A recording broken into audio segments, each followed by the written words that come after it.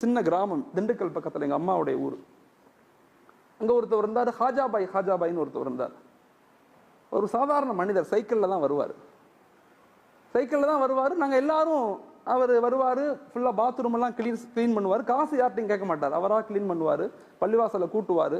வெளியே இருந்து யாராவது தொழுகைக்கு வந்தாங்கன்னா அவங்க காரெல்லாம் கழுவி விடுவார். யாராவது கொடுத்தா வாங்கிக்குவார், யார்ட்டையும் கேட்க மாட்டார் அவர். ஆனால் என்ன சொல்லுவார், யார் முசாவா பண்ணாலும் எல்லாத்துக்கும் முசாவா பண்ணுவார். நான் ஹஜ்ஜுக்கு போகிறேன் துவா செய்யுங்கம்பார். எப்படி சொல்லுவார். நான்லாம் அப்போ ஓதுற காலம், சின்ன பிள்ளை. அப்போ நாங்கள்லாம் சின்ன பசங்கள்லாம் அவரை கேலி பண்ணுவோம். ஹஜா பாய் எப்போ ஹஜ்ஜுக்கு போகிறீங்க, எப்போ பாஸ்போர்ட்லாம் எப்போ, இந்த வந்துடும், அடுத்த வாரம் பாஸ்போர்ட் வந்துடும், அடுத்த வாரம் டிக்கெட்லாம் வந்துடும், போயிடுவேன் அப்படின்னு சொல்லுவார். எப்போ கேட்டாலும் இதான் சொல்லுவார். நான் அப்புறம் ஓதியெல்லாம் முடித்து பெரிய பிள்ளை ஆகிட்டேன்.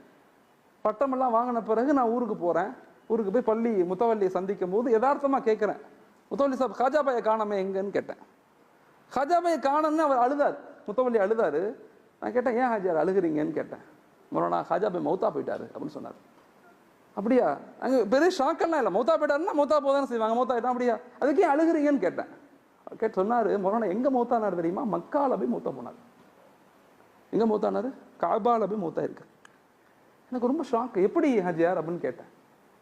மோனா தொழுகைக்கு ரோட்டு மேலே அந்த பள்ளி இருக்கும். மக்கள்லாம் தொழுகைக்கு வருவான் காரை நிப்பாட்டிட்டு. ஒரு ஆள் தொழுகைக்கு வந்திருக்காரு, காரை நிப்பாட்டு தொழுகைக்கு வந்திருக்காரு. தொழுதுட்டு அவர் போகும்போது சாப்பாடு வாங்கி தரட்டுமா, காரெல்லாம் துடைக்கட்டுமான்னு ஹாஜாபாய் கேட்குறாரு. அதெல்லாம் ஒன்றும் வேணாம், நான் போகிறேன். அவர் போகும்போது முசாவா பண்ணியிருக்காரு. முசாவா பண்ணி நல்லா துவா இருக்கீங்களா, துவா செய்யுங்க, ஹஜ்ஜுக்கு போகிறேன்னு இருக்கார். அவர்கிட்ட போய் அவர் கேட்டார், எந்த ஹஜ்ஜுக்கு போகிறீங்க, எப்போ போகிறீங்கன்னு கேட்டார். அதெல்லாம் தெரியல, ஹஜ்ஜுக்கு போகிறேன். எந்த ட்ராவல்ஸில் போகிறீங்கன்னு கேட்டிருக்காரு. அவர் ட்ராவல்ஸ்னால் என்னென்ன தெரியாது அவருக்கு. இந்த காரில் வந்தார்ல, இவர் டிராவல்ஸ் நடத்துகிறவர், இவர் எல்லாத்தையும் ஹஜ்ஜுக்கு அனுப்புகிறவர். முத்தவல்லியை கூப்பிட்டு கேட்டோடனே இப்படி சொன்னோடனே ஒன்றுமே செய்யலை வந்தவர். ஹாஜாபாய் உங்கள்கிட்ட பேக் இருக்குதா அப்படின்னு கேட்டார். எனக்கு ஒன்றுமே இல்லை. ஒன்று பேக்கை வாங்கி 2 ட்ரெஸ்ஸை வாங்கி என் கூட வர்றீங்களான்னு கூட்டி போயிட்டார் அவர். நான் போய் அவரை சந்தித்தேன், திண்டுக்கல்ல ஹஜ் சர்வீஸ் வச்சிருக்காரு, நான் அவரை போய் சந்தித்தேன்.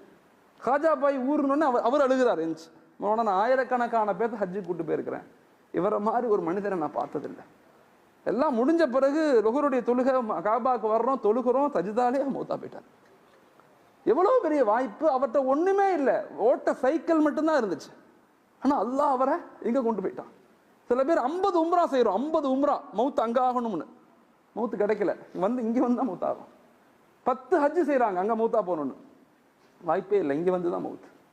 மனிதர்களை யாரையுமே இவங்க தாழ்ந்தவங்க உயர்ந்தவங்கன்னு நினைக்காதீங்க. எல்லாரும் உலகத்துல எல்லாரும் உயர்ந்தவங்க தான், எல்லாம் நல்லவங்க தான். மற்றவங்கள நல்ல நிலைகளில் பாருங்க. 4 ஆட்ரிபியூட்ஸை வாழ்க்கையில உருவாக்கி கொள்ளுங்க.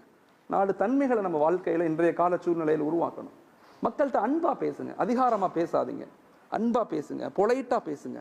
மனைவிட்ட, குழந்தைகள்கிட்ட, நண்பர்கள்ட்ட, எம்ப்ளாய்கிட்ட, யார்கிட்டையுமே அதிகார தோரணை வரக்கூடாது. என் கண்கள்ல, என் நடையில, என் ட்ரெஸ்ஸில், என் பேச்சில் அழகா இருக்கலாம். நல்ல ட்ரெஸ் போடுங்க, அழகா இருங்க, சுருமா போடுங்க, அத்தர் போடுங்க, எல்லாம் இருங்க. ஆனா எந்த நிலையிலும் அதிகாரம் நம்மள்கிட்ட வெளியாகக்கூடாது. பொலைட்னஸ் தான், சாதாரணமாக நம்ம இருந்துக்கணும். நம்ம எல்லாரும் ஒரு மலம் சுமக்கிற உடல். மௌத்தா போனா, நான் மௌத்தாயிட்டேன்னு வச்சுக்கோங்களேன், என்னை என் பேர் கூட சொல்ல மாட்டீங்க, ஹலீல்னு சொல்ல மாட்டீங்க. ஜனாசாவை எப்போ எடுக்கிறீங்கன்னு தான் கேட்பீங்க. என் பேர் கூட மாறிடும், ஜனாசா. ஒரே வருஷத்துல என் மனைவி மக்கள்லாம் என்னை மறந்துடுவாங்க. அவ்வளவுதான் அந்த உலக வாழ்க்கை. அதனால அன்பை வெளிப்படுத்துங்க, அன்பா நல்ல சிந்தனைகளை பேசுங்க, பாசிட்டிவா பேசுங்க. யாரையும் வெறுக்காதீங்க. அல்லாஹ் நம்மளை வெறுத்துட்டா எவ்வளவு பாவம் செய்யறோம். அடுத்தவங்களுடைய அதிகாரமா நடந்துக்கும் போது நம்மள்ட்ட அல்லாஹ் அதிகாரமா நடந்தா என்ன நடக்கும்? உலகத்துல வாழ முடியாது. அதனால முதல்ல அன்பாக நடந்து கொள்ளுங்க. யாரையுமே பெருசா தயவு செய்து அதிகார தோரணையில உங்களை குறைகளை முன்னெடுத்தாதீங்க. இந்த குறைகளுக்கு பின்னால போனவங்களுக்கு நல்ல மௌத்து வந்ததாக சரித்திரம் இல்லை. யாருடைய குறைகளையும் யோசிக்காதீங்க. எல்லாரும் நல்லவங்க தான், அவங்கவுங்க திரையிலிருந்து அவங்கவுங்க இருக்கிறாங்க. யாரையும் தப்பா நினைக்காதீங்க. 2வது, மக்களை அக்செப்ட் பண்ணிக்கங்க, ஏற்றுக்கொள்ளுங்க. உலகத்துல எல்லாரும் ஒரே மாதிரி இருக்க மாட்டாங்க. நம்ம நினைக்கிற மாதிரி உலகத்துல யாருமே கிடையாது. என் மனைவி நான் நினைக்கிற மாதிரி இருக்க மாட்டாங்க, நம்ம குழந்தைங்க நம்ம நினைக்கிற மாதிரி இருக்க மாட்டாங்க. எல்லாரும் அவங்கவங்கள மாதிரி தான் இருப்பாங்க. எல்லாரும் அவங்கவங்களுக்கு ஒரு ஆசை, அவங்கவங்களுக்கு ஒரு கோல் செட்டிங் எல்லாமே இருக்கும். அதனால எல்லாத்தையும் ஏற்றுக்கொள்ளுங்க. அல்ஹம்துலில்லாஹ் ஏற்றுக்கொள்ளுங்க.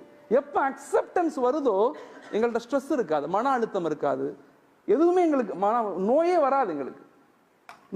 இன்னைக்கு உலகத்துல 36%, 37% முஸ்லீம்கள் நோயாளிகள். 100 பேர்த்துல 37 பேர் நோயாளிங்கிறான். ஹாஸ்பிட்டலுக்கு போனா நம்ம தான் அதிகமா இருக்கும். காரணம் என்ன? ஸ்ட்ரெஸ், மன அழுத்தம் எல்லாம். அதனால அக்செப்ட் பண்ணுங்க, ஏற்றுக்கொள்ளுங்க. அல்லாஹ் எனக்கு எதை கொடுக்குறானோ அது சிறந்தது. மாஷா அல்லாஹ். மூணாவது, எல்லா நிலையிலையுமே மக்களை மன்னிச்சிடுங்க. தண்டிக்க நினைக்காதீங்க, யாரையும் தண்டிக்காதீங்க. அஹ்சின் கமா அஹ்சன் அல்லாஹ். அல்லாஹ் நமக்கு உபகாரம் செய்வதை போல நம்ம உபகாரம் செய்யணும். யாரையும் தண்டிச்சு கஷ்டப்படுத்திடக்கூடாது. அல்லாஹ் நம்மளை மன்னிக்கணும்னு ஆசைப்பட்டோம்னா மற்றவங்களை மன்னிக்கணும். அடுத்தவங்களுடைய குறைகளை மறைச்சிடணும். மறைச்சிட்டோம்னா அல்லாஹ் நம்ம குறைகளை மறைச்சிடுவான், நம்மளை அல்லாஹ் மன்னிச்சிடுவான். ஹஸரத் காலித் இப்னு வலீத் ரலியல்லாஹு கேள்விப்பட்டிருப்பீங்க. காபாவுடைய மக்காவுடைய வெற்றிக்கு முன்னாடி ஸல்லல்லாஹு அலைஹி வஸல்லம் உட்கார்ந்து இருக்காங்க. ஒரு சஹாபி வர்றாங்க. சஹாபி யாருன்னா காலித் இப்னு வலீத் ரலியல்லாஹுடைய அண்ணன். அவர் வர்றாரு, முசாஃபா பண்றார் ரசூல்கிட்ட. நபி கேட்குறாங்க, நல்லா இருக்கீங்களா? நல்லா இருக்கேன். உங்க தம்பி ஏன் என்ன புரிஞ்சிக்க மாட்டேங்கிறார்? காலித் இப்னு வலீத் ரலியல்லாஹு என்னை ஏன் புரிஞ்சிக்க மாட்டேங்கிறார்? நான் நல்லது தானே சொல்றேன், நான் யாரும் தப்பு சொல்லலையே. அவரை கேட்டதா சொல்லுங்க, சலாம் சொல்லுங்கன்னு சொல்றாங்க. காலித் இப்னு வலீத் ரலியல்லாஹுடைய அண்ணன் வீட்டுக்கு போறார். அவர் யாரு? காலித் இப்னு வலீத் ரலியல்லாஹு யாருன்னு சொன்னா, பத்ர்ல வந்தது எதிரியாக, உஹதுல வந்தது எதிரியாக, கந்தக்ல வந்தது எதிரியாக மட்டும் இல்ல, ரசூலை கொலை செய்யணும்னு வந்த ஒரு நௌதுபில்லா. ரசூல் ஸல்லல்லாஹு கேட்கறாங்க, அவர் நல்லா இருக்காரா? அண்ணன் போய் தம்பிகிட்ட சொன்னோடனே காலித் இப்னு வலீத் ரலியல்லாஹு எந்திரிச்சு அழுகுறாங்க.